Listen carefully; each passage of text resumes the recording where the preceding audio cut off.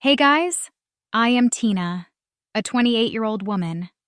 I'm here to share my story about how my husband and in-laws were served what they deserved. This happened a few months back, and the entire fiasco just died down recently. I'm still reeling from the emotional trauma, and thought sharing my story would help.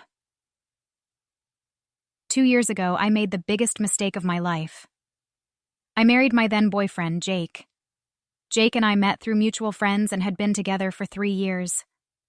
He seemed to be a very fun and caring person who loved me to bits. He came from a wealthy family and also had a high-paying job. We immediately clicked due to our love for traveling, and soon we were seriously dating.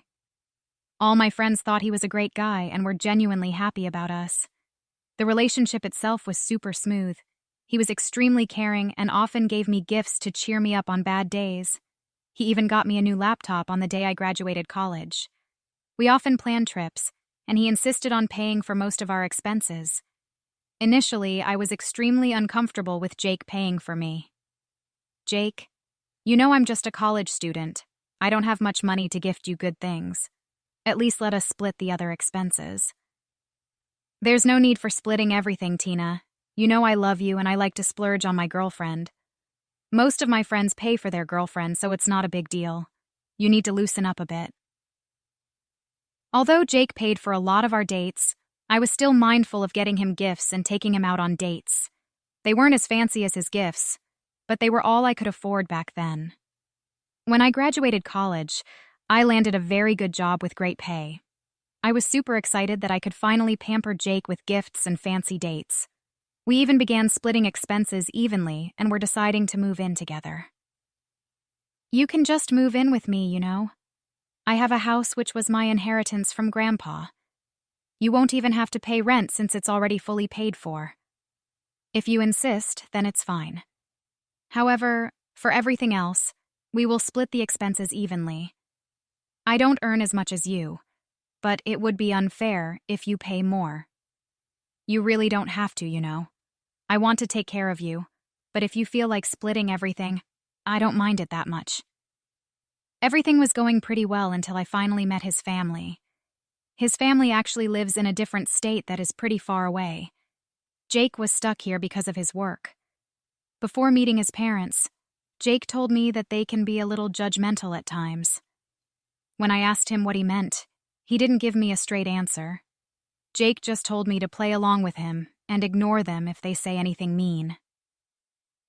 While I was not too thrilled with this disclaimer, I tried to keep a positive mind. Every bit of positivity vanished when I finally met them. His parents and his sister were the ones who flew to meet us. Jake went to the airport to pick them up. I don't know what happened on the way, but when they arrived, they looked pretty annoyed. We sat down together and started to have a chat. I soon realized that they did not like me at all. Sandra and Dave, Jake's parents, said, "So you are the woman Jake has been seeing. I definitely did not expect to see you in this house. Do you even pay rent?" "No, Sandra. I don't pay rent here. Jake told me that the house is already fully paid for, so I didn't need to pay rent, but we split all the bills evenly. Just because the house is paid for does not mean you can mooch off of him. This is his house and not yours. I hope you understand that and remember it for the rest of your life." I immediately felt weirded out by the conversation. Cassie didn't even try to talk to me. Instead, she kept glaring at me the entire time. When I asked Cassie about her life, she irritably said that she was married to a rich billionaire back home. I tried to include her in our conversation, but she just waved us off the entire time. Jake did nothing to help me out. He just laughed with his parents and went along with their thoughts. Dave and Sandra both criticized me a lot during their stay. They thought I spent too much money on makeup and skincare. They said that I shouldn't buy nice things when I wasn't contributing enough to the household. They thought my stuff was coming out of Jake's pockets. I tried to reassure them about everything, but they didn't seem to believe me. It didn't help that Jake constantly said things against me, even when it wasn't true. He said, "You know, Tina was a struggling student when we met, so I had to pay for everything. She has a job now, but it's not enough to fund her luxury lifestyle. Jake, we split our bills, remember? I'd buy my stuff. I'm confused. Why are you saying these things? I lived a simple life before and even after we started a relationship. I don't have any interest in luxury goods or brands. The only luxury products I have were gifted by you. Even then, I used to scold him for spending so much money. He simply said that a man of his status should always give expensive gifts. Now I realize it was done so that he can gloat to his friends about how much he had spent on me. When they left, I already had a bad taste in my mouth. I did ask Jake about what happened. He just shrugged it off and tried to play it down altogether. You're thinking too much, Tina. You should just take their words lightheartedly. They meant well. What they said was disrespect for you, Jake. I already feel bad for taking gifts from you in college. I'm trying to put in the same effort now. Relax, you're overreacting. They don't know everything, so let it be. 6 months went by, and Jake proposed to me. I was super happy because I genuinely loved him with all my heart. We planned an engagement party, which again was split evenly. I was working on my small business on the side, which prospered in under a year. Jake knew about this and was happy for me. He never asked how much I made, so I never told him. To him, it was a small hobby that didn't bring in much money, if at all. However, I decided that it was time I started treating myself a little. That is why I decided on a big engagement party. Jake also went along with it just fine. We split all the expenses equally because it was an expensive party. I wanted Jake to meet my extended family, so I also paid for their plane ticket so that they could come.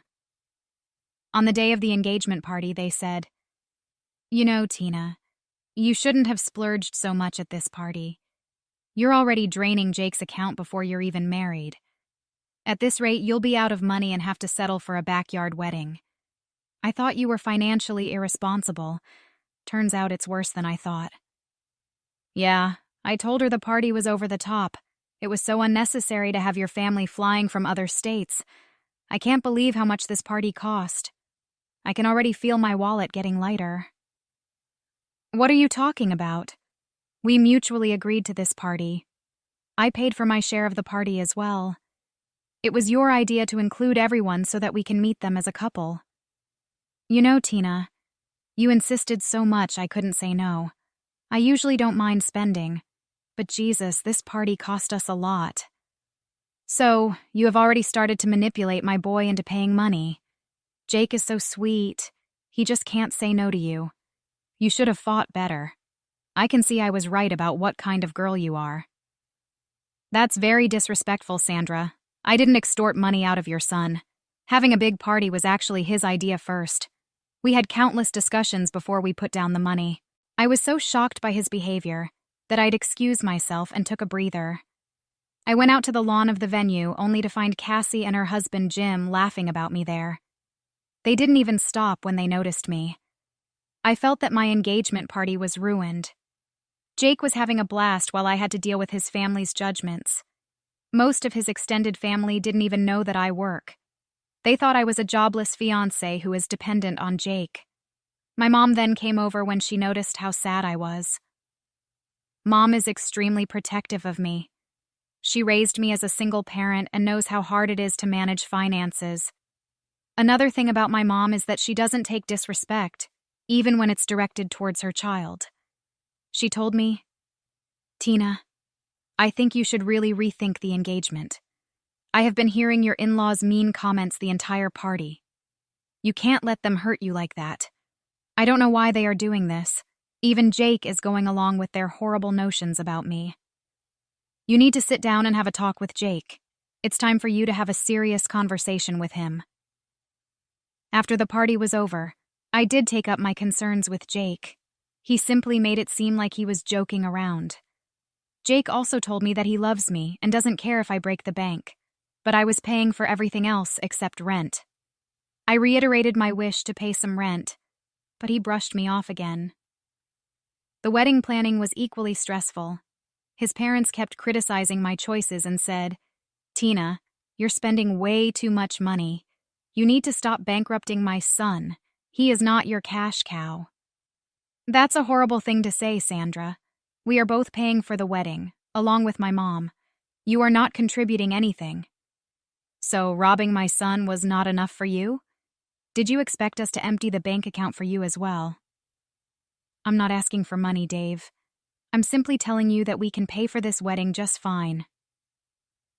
On the day of the wedding, Cassie also kept commenting on how I overspent on my dress and makeup. I told her that my mom paid for these things, but she didn't listen. The ceremony went well, but during the reception, Sandra and Dave kept bringing up how I spent too much money and bled their son dry.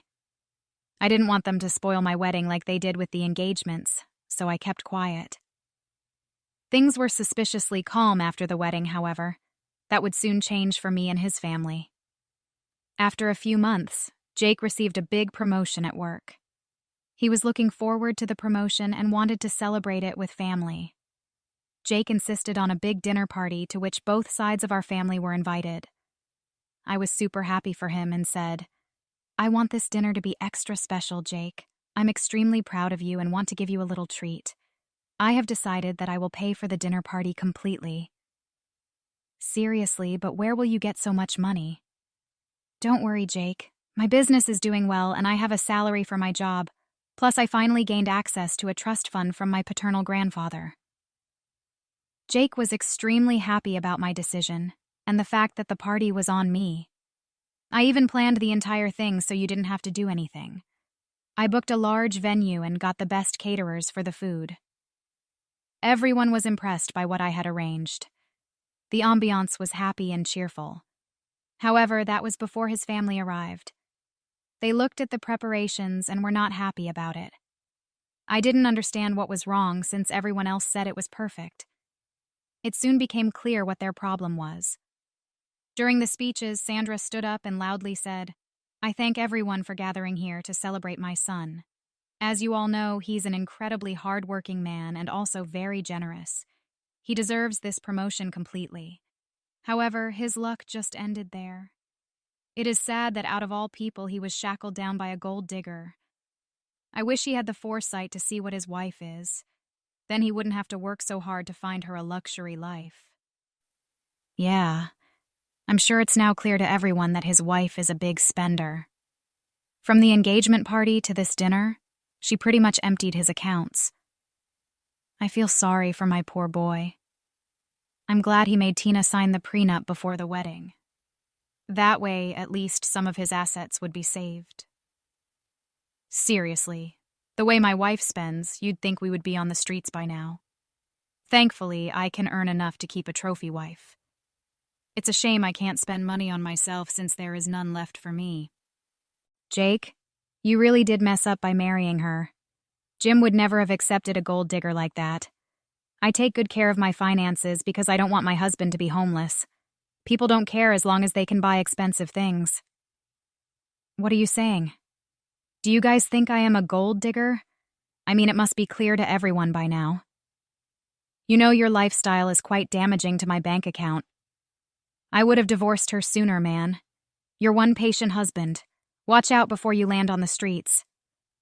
That's enough, Jake. Why are you saying these things? You don't pay for my lifestyle, I do. I pay for the entire party by myself. You don't even give me gifts anymore. Oh my God, bro. This one is a gold digger and a liar as well. Everyone just kept laughing at what they said. At this point, I knew exactly what I needed to do. So I held my head high and said, "Since I am such a gold digger to you, let me just show you my bank balance. I guess that will clear things up for you." I then showed everyone my bank balance. No way. You have to be lying. Did you steal my son's money, Jake? Just look at this. She must have stolen from you. I don't need to steal money from your son. This is all my blood and sweat. Also, I recently got access to my trust fund. It was left to me by my grandfather. I was going to get a bigger house with it and surprise Jake. I guess that won't be happening anymore. What do you mean? We can still buy the house. It'll be a lovely gift.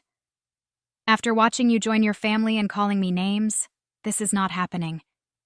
Your family has been insulting me for too long. You never once stood up for me. Instead, You made up these lies about how I'm using your money. Listen, you're overreacting. No, I am not overreacting. All the people here know what your family has been calling me. They were here when you let them insult me during our engagement party. I will no longer tolerate this disrespect from you. I want a divorce. No, Tina. Just listen to me. Jake, I would suggest you keep your mouth shut. You never defended my girl these years. You were even cruel enough to join in with your family. Anything you say at this point will be laughable. It's time she ends the toxic relationship for good. With that, we left the party. All the invitees were shocked and were whispering to each other. I realized that I had exposed him to his extended family, friends, and work colleagues. However, I didn't care anymore. I was done with him. All these years of crime because of their insults got to me. I couldn't live with him anymore. I deserve someone who respects me. Mom and I went straight to the house and collected my belongings. Jake kept blowing up my phone to try and talk to me. I simply muted it and kept going. I went to stay with my mother.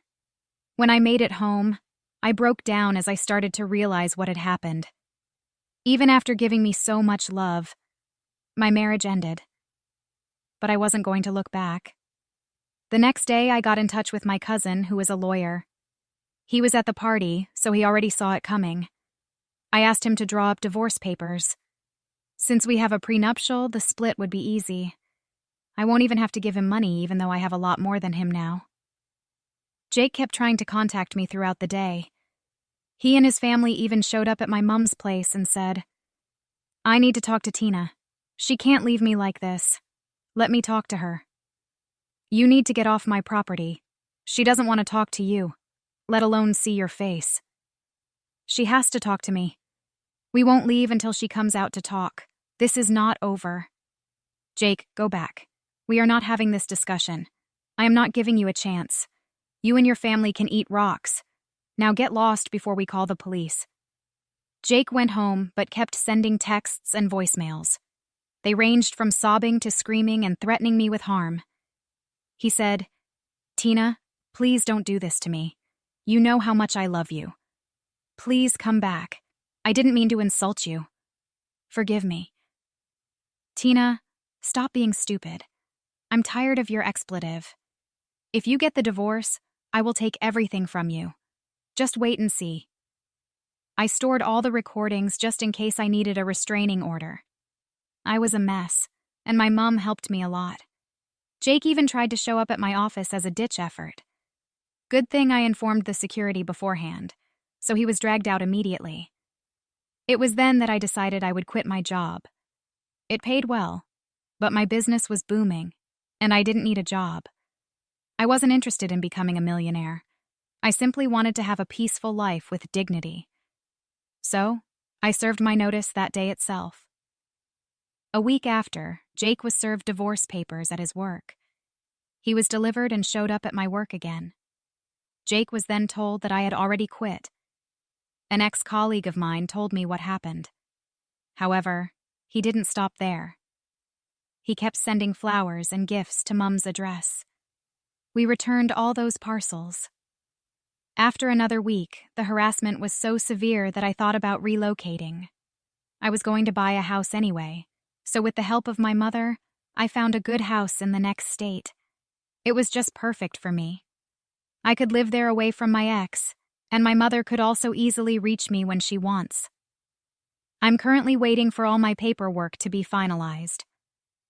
Since the prenuptial was solid, the judge granted the divorce fairly easily. We did go through 6 months of separation before the judge made the decision.